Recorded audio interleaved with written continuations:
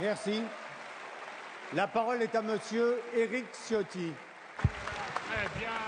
Merci, Monsieur le Président. Ma question s'adresse à Madame la garde des Sceaux, ministre de la Justice.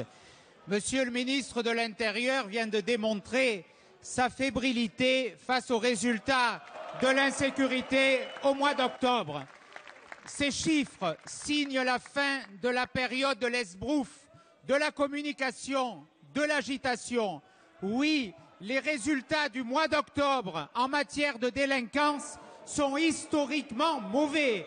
Il faut revenir aux périodes Jospin-Vaillant qu'on a en triste mémoire en matière d'augmentation de la délinquance pour trouver des chiffres aussi élevés.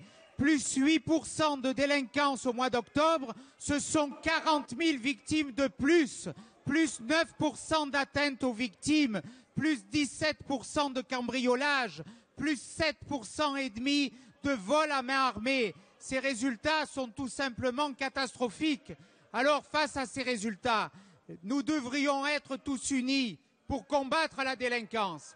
La seule réponse que vous osez apporter, Monsieur le ministre de l'Intérieur, c'est de dire que face à la fièvre, il faut casser le thermomètre. Ce n'est pas une réponse que les Français pourront accepter. Et puis, je voudrais demander à Madame la garde des Sceaux, qui porte une lourde responsabilité dans l'augmentation de cette délinquance, en adressant en permanence un message d'impunité aux délinquants, avec la suppression des peines planchers, avec la suppression des tribunaux correctionnels pour mineurs, avec la suppression de toutes les courtes peines de prison, c'est-à-dire qu'un délinquant qui est condamné à 2 ans, 3 ans de prison ferme, à cause de vous, ne fera plus un jour de prison. Alors, Madame la garde des Sceaux, face à cette situation, comptez-vous revenir sur cette politique pénale particulièrement dangereuse pour la liberté de nos concitoyens et pour leur sécurité? La parole est à monsieur le ministre de l'Intérieur, Manuel Valls.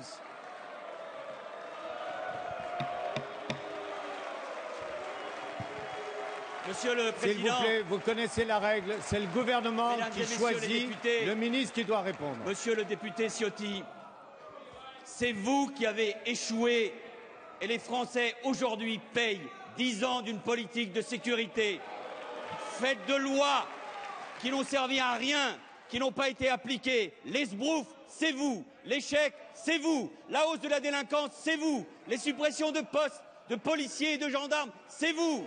Le retour du terrorisme dans ce pays, c'est vous. La division des Français, c'est vous. Monsieur Ciotti, vous n'avez pas protégé les Français. Vous n'avez pas protégé les Français. Vous n'avez pas été capable de les protéger. Ni dans la délinquance au quotidien, ni dans la délinquance au quotidien, mais sur l'essentiel. Alors ne nous donnez aucune leçon. Et ce gouvernement fait la démonstration contraire de sa capacité à faire travailler magistrats et policiers. Magistrats et policiers, nous voulons rassembler et nous ne voulons pas. Et nous voulons unir. Allez.